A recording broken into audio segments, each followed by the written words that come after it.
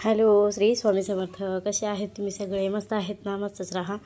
तर हे जे व्हिडिओ आहेत तर ते दिवाळीच्या अगोदरचे व्हिडिओ आहेत. म्हणजेच दिवाळीचा बाजार करायचा, पणत्या आणायच्या, आकाशी दिवे बनवायचे, हेच सगळं ह्या व्हिडिओमध्ये मी दाखवलेलं आहे. कारण हे जे आकाशी दिवे आहेत ना, तर वर्षाला गल्लीत छोटे छोटे लेकरं आहेत तर त्यांना बनवून द्यावं लागतं. पहिलं असं शाळेत काही बनवून आणायला सांगत नव्हते, फक्त शाळेत पहिला अभ्यास देत होते की एवढा एवढा अभ्यास करा, तेवढा अभ्यास करा असं सांगत होते. पण आता तसं काय सांगत नाहीत. आता हे बनवून आणा, ते बनवून आणा असं सांगतात. अभ्यास पण सांगत असतील, पण काय माहिती आता आमचे लेकरं मोठे झालेत त्यामुळे आता मला काय माहीत नाही. त्यामुळे ते आकाशी दिवे त्या शेजारच्या लेकरांचे बनवून दिले होते. दोघा तिघाचे आकाशी दिवे बनवायचे होते, पण आज ह्या दोघाचे फक्त बनवले. एक जण तर काय फोटो आणि व्हिडिओमध्ये येतच नव्हतं, तो लाजायच लागला नुसतं नको मला म्हणून. त्यामुळे मग एक तर इथलं शेजारचं होतं भाभीचं, तर त्यांचा नातू उभारला फोटो काढा, व्हिडिओ करा माझा म्हणून. त्यामुळे त्याचा तेवढा केला होता. तर इथं त्या दिवशी 30 रुपये 5 किलो रांगोळी आली होती दारामध्ये, आणि 5 रुपयाला अर्धा किलो कलरच्या रांगोळ्या आल्या होत्या. त्यामुळे ना लक्ष्मीला दिवाळीला आता रांगोळ्या खूप साऱ्या लागतात, त्यामुळे मी 5 किलो रांगोळी एकदाच घेऊन ठेवली होती. तर तीच भरणीत वगैरे भरायला चालू आहे, कारण रोजच्या रोज तेवढी मोठी भरणी घेऊन वागवणं तर शक्य होत नाही. त्यामुळे मग छोट्या भरणीत भरून ठेवते. रोजच्या रोज बाहेर देवापाशी तुळशीपाशी ते काढायला लागते म्हणून. आणि तेही परडी नवरत्नामध्ये बाहेर काढली होती मी, बांधून कशी ठेवायची म्हणून. आता खूप दिवस झालं तशीच होती, आज बांधू उद्या बांधू म्हणण्यामध्ये 15 दिवस निघून गेले आणि ते काय बांधणंच होत नव्हतं. तर आज त्याला मूर्त्या लागले. कसं असतं, एक जर आपल्यासमोर काम असलं ना, आपण बघतो रोजच्या रोज ते काम की मला हे काम करायचं आहे, हे काम करायचं आहे, हे काम करायचं आहे, पण म्हणतो फक्त बघतो त्याच्याकडं, पण आवर्जून घेऊन काय बसत नाहीत पटवण्या. तसंच माझं पण झालं होतं. त्यामुळे मग म्हणलं चला आज काही आज बांधून ठेवायची म्हणजे ठेवायची परडी. झाला आता एक महिनाभर फक्त टाईम आहे. एकदा वर्षरात झालं की नंतर एकदा परडी येरमाळ्याला नेऊन स्वच्छ करून आणली की मग वापरायला रुजू असते, म्हणजेच पूजा वगैरे मांडण्यासाठी, जोगवा वगैरे मागायला. त्यामुळे पण तात्पुरती तोपर्यंत जोगवा वगैरे मागायला नाही जमत परडीमध्ये. त्यामुळे मग आज बांधून ठेवली. आणि आता इथं स्वयंपाकाची तयारी चालू आहे. म्हणजेच येणाऱ्या दिवाळीची तयारी, की त्या अगोदर काय काय करायचं काय नाही. शेंगदाणे भाजून ठेवायचे, सगळे तीळ भाजून ठेवायचे, मूग भाजून ठेवायचे, नंतर काटेशेवचं सगळं भाजून ठेवायचं. पण ते चुलीवर जसं भाजण्यात येते ना तसं गॅसवर नाही जमत. गेल्या वेळेस ना, आज आहे शेवटचा गुरुवार. आज किती गुरुवार झाले की किती नाही की गणित नाही त्या गुरुवारला. आज उद्यापन करायचं, आज पूजा मांडायला चालू आहे गुरुवारची. फुलं किती आणलेत, पण आज आयता हार दिलंय. फुलं आणायची होती तर स्वामींचा ड्रेस दाखवते. नवीन ड्रेस शिवलाय, जरा वेगळा कपडा शिवलाय आज. दरवेळेस एकच कपडा लाल पिवळा होते. चल बाई, लाईट गेल्यामुळे काळा दिसायला जास्त. चला बाहेर चुलीवर काम आहे मला. तर आज चुलीवर सगळं भाजणीचं करून ठेवायचं, त्यामुळे सगळं बाहेर नेऊन ठेवलं होतं. आणि शिवानीचा गुरुवार होता शेवटचा. तसे तर खूप गुरुवार तिचे झाले होते. तिला उद्यापन काय करायला मूर्त्या लागत नव्हतं, कारण जेव्हा उद्यापन करायचं तेव्हा ती लातूरमध्ये असायची, जेव्हा उद्यापन करायचं तेव्हा लातूरमध्ये असायचे. भाऊजाई म्हणायचे की तिथंच उद्यापन कर, पण हिचं काय मन मानत नव्हतं. कारण किती बी केलं तरी ते पाहुण्याचं घर, मग त्यांच्या घरी जाऊन आपण कसं काय उद्यापन करायचं. त्यामुळे तिनं काय केलं नाही, तसंच गुरुवार धरत गेली. आणि आज कसं तरी मुहूर्त लागले उद्यापन करायला. तर तिनं पूजा वगैरे मांडत होती. देवपूजा मी करून घेतली होती, फक्त स्वामींची पूजा मांडायची होती. तर ती पूजा तिनं मांडून घेतली. आणि नंतर मग शिरा वगैरे करून म्हणलं 4-5 लेकरांना दे संध्याकाळी, मग तुझे गुरुवार सगळे समाप्त होतील. तर तिनं गुरुवार कशासाठी केली होती खरं तर, पण तिची इच्छा पूर्ण नाही झाली. माहीत नाही आता स्वामींच्या मनात काय होतं काय नाही.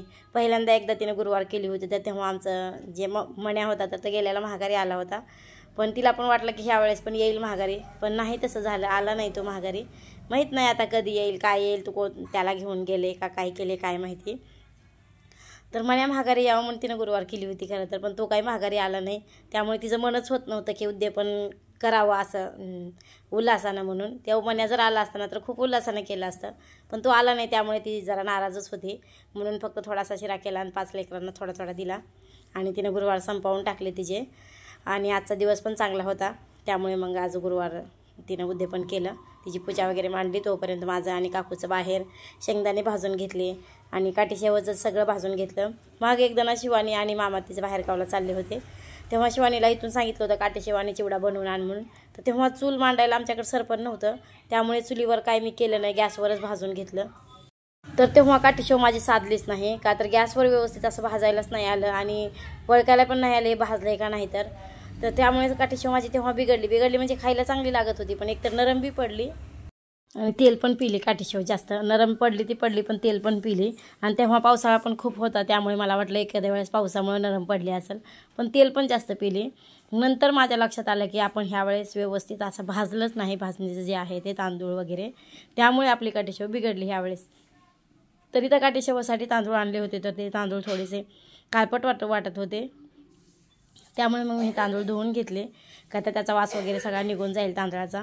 त्यामुळे मग धुवून घेतले, हडकायला ठेवले एक 5-10 मिनटं आणि नंतर लगेचच भाजायला दिले, कारण भाजून थोडेसे वलसर जरी राहिले तर ते भाजून लगेच कडक होतात. त्यामुळे हे ते तांदूळ धुवून मी स्वच्छ करते आता आणि नंतर मग भाजायला. तोपर्यंत डाळ, मुगाची डाळ, हरभऱ्याची डाळ, जिरे, धने, पोहे हे सगळं काकू बाहेर भाजायला चालू होतं. आणि माझ्यापेक्षा ना काकूचं भाजणं छान आहे. काकू कंटिन्यू त्याला हलवत राहतात, थोडंसं करपू देत नाहीत, कंटिन्यू हात चालूच असतो त्यांचा. मग नंतर त्यांचा हात गळाटून गेला, मग नंतर मी भाजायला बसले होते.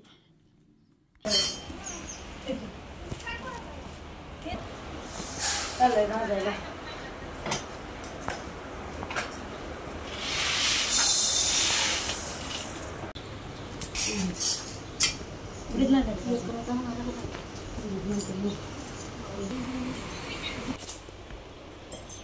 असं कसं ठेवलीस तू? अगं करायचंय अजून. हार घेते का? तर इथे ना शिवानीची आरती पूजा मांडून झाली होती, फक्त 5 सुपारी ठेवली, तांबे मांडला, बाकीचं अजून पूजा राहिली होती तिची. आणि शंख जे आहे तर ते बाजारात गेल्यावर, म्हणजे मागे एकदा तिने तिकडे देवाला गेली होती एकवेरी देवीला वगैरे, तर तेव्हा तिथून तिने शंख आणला होता. मला खूप दिवसापासून शंख घ्यायचा चालू होतं, त्यामुळे मी आवर्जून एकदा येरमाळ्याच्या यात्रेमध्ये मी शंख घेतला. पण असं म्हणतात की देवाची वस्तू जेव्हा घेतो ना आपण, तर तेव्हा त्याला घिसघिस करायची नसते, जेवढ्याला तो समोरचा माणूस सांगेल तर तेवढ्याला देवाची वस्तू घ्यायची असते असं म्हणतात. पण मला एवढं काही खरं वाटत नव्हतं त्याचं, कारण खूप बायका असतात की घिसघिस करूनच कोणता पण देव असो काय असो घेतात. 10तून एखादीच बाई असते ती आहे तेवढ्या किमतीमध्ये घेते, पण बायकांचं कामच आहे घिसघिस करायचं प्रत्येक गोष्टीमध्ये. तसंच मी पण, मला शंख सांगितला होता 90 रुपयाला, मी त्यांना नाही वय करीत वाजवायला लावला, 2-3 शंख वाजवून घेतले आणि 60 रुपयाला दे म्हणून 60 रुपयाला घेतला मी. 90 रुपयाच्या 30 रुपये कमी केले शंख. मला वाटलं बरं झालं, मला शंख चांगला भेटला वाजायचा छान असा, मी खुश झाले, मला 60 रुपयाला भेटला वाजणारा म्हणून. घेतले आणि पुढे आले ना, तर माझ्या पाकिटामध्ये 110 रुपये होते आणि शंख होता, हे दोन्ही एकत्र ठेवले होते. तर ते पाकिट माझं कुठं पडलं आणि कुठं नाही वाटेने मला माहितीच नाही झालं. तेव्हा मला एवढा पश्चाताप झाला ना, मला वाटलं की मी शंखाची किंमतच कमी जास्त केली नसती तर आज माझे 110 रुपये पण वाचले असते आणि माझा शंख पण माझ्याजवळ राहिला असता असं मला वाटलं. नंतर खूप मला पुन्हा यायला तिकिटाला सुद्धा पैसे राहिले नव्हते, कारण यात्रेमध्ये म्हणलं ना तर काही घ्यायचं नव्हतं, फक्त चुना विचून यायचा होता, त्यामुळे मग मी जास्तीचे पैसे नेले नव्हते, फक्त 400-500 रुपये नेले होते. यात्रेच्या टाईमला गर्दी खूप असते, मग कशाला सोनं वगैरे घेऊन नाही जात माणूस, त्यामुळे मी तशीच गेले होते. आणि मग नंतर ते पण पैसे हरवले, मग तिकिटाला पण पैसे नाही राहिले मला, माझी मैत्रीण होती सोबत, त्यामुळे त्यांनी माझं तिकीट काढलं. तेव्हापासून मला पश्चाताप झाला की इथून पुढे काहीच घिसघिस करायची नाही, जेवढं म्हणाल तेवढ्याला घ्यायचं.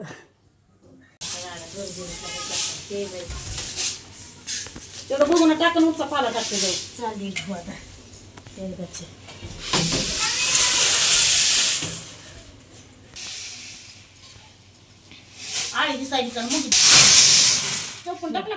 यावर्षी ना पाऊस काळ जास्त असल्यामुळे ना आमच्या गव्हात ज्वारीत कधीच किडे आजपर्यंत होत नाहीत, पण आज पहिल्यांदा आमच्यात किडे झालेत गव्हामध्ये, त्यामुळे 2 दिवस झाले आम्ही तेच काम करतोय, किडे साफ करण्याचं. तर दिवसभर तेवढं काम करून संध्याकाळी बघा शिवानीला आज तिसऱ्यांदा डबल एकदा आकाशी दिवा बनवायला आलाय, तर तेच बनवायला चालू आहे. पण थोडासा बदल केला आहे ह्यामध्ये, म्हणजे दोघा तिघांचे सेमच झाले असते, मग लोकांना पण कोडं पडलं असतं की नंबर काढायचा तर कोणाचा काढायचा. सगळा सेम सेमच, फक्त कलरमध्ये चेंज होता. त्यामुळे मी म्हणलं की थोडासा वेगळा बनवू काहीतरी, त्यामुळे तिने तिच्याच मनाने बनवला वेगळा. तेवढं एक म्हणजे दीड टिकत तरच गहू वाळायला ठेवले असतील. आज काल पण तेवढाच कुटाणा होता, आज पण तेवढाच कुटाणा झाला आम्हाला गव्हाचा. एवढं दिवसभर काम करून काल 2 आकाश दिवा बनवले आणि आज पण एक आकाश दिवा बनवले. रात्री किती वाजता तुला झोपायला? 11:30 पावणे 12 वाजले होते झोपायला तिला. आणि आज पण 11:30 पावणे 12 वाजता. रात्री 2 आकाश दिवा बनवले तेवढ्या टायमामध्ये आणि आज एकच आकाश दिवा बनवायचा तेवढ्याच टायमामध्ये.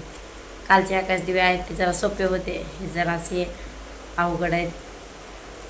त्यामुळं दिवसभर काम करून शाळेमध्ये आता सांगायला त्यासाठी. लेकरं आशाने येते ते, मग त्याला नाराज पण नाही करू वाटत. येतं आपल्याला म्हणून ते लेकरं येतं. दुसरं तर कोणी नाही बनवायला गल्लीमध्ये, पण कोणाला टाईम पण नसतं जरी येत असला तरी. त्यामुळे आता सगळं हिच्याकडेच आहे. छान वाटायला त्या फुलामुळं इथे आकाशी दिवा मस्त वाटायला. हो छान वाटायला. मला तर झोप लागायला, म्हणजे डोळे तर कसले झाले. सकाळी पहाटे उठावं लागायला 5 वाजता. मग दिवसभर पण झोपायला भेटत नाही. त्या दिवाळीचा सण, शिलाईचा लोड, पुन्हा घरातलं काय फराळाचं थोडंफार करायचं टेन्शन. आज काय करा, उद्या काय करा. अजून तर काहीच तयारी नाही, फक्त काठी शेवाचं भाजून ठेवले, अजून तर काहीच नाही. तर आता बघू उद्यापासून. उद्या बाजार आहे, उद्याचा बाजार केल्याच्या नंतर बघू पण काय करायचं काय ठेवायचं. तर असं चला, शिवानीचा आकाशी दिवा आता सकाळी बघू कसा तयार होते, कारण मला पण आता खूप झोप येते. आता कधी झोपण असं झाले. तर आता चला 11:30 वाजायला लागले. मी व्हिडिओचा एंड करते आता इथंच. व्हिडिओ आवडला असेल तर एक लाईक नक्की करा. बाय. श्री स्वामी समर्थ.